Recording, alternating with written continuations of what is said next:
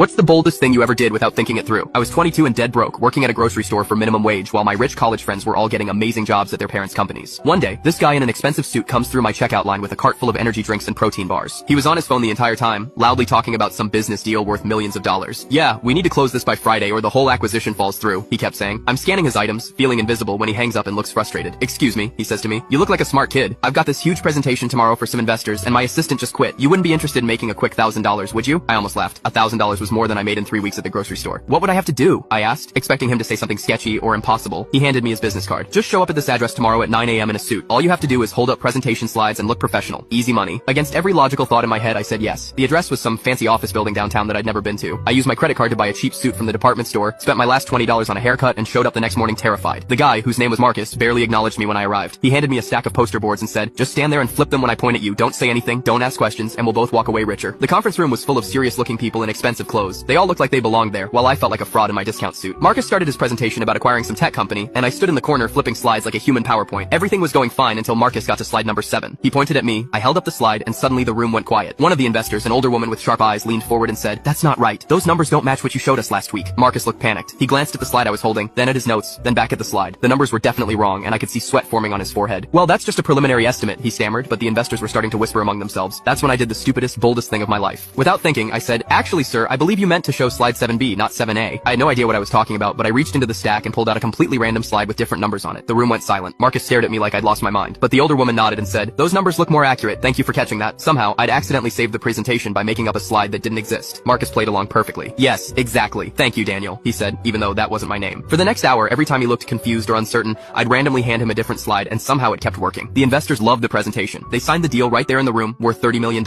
As everyone was shaking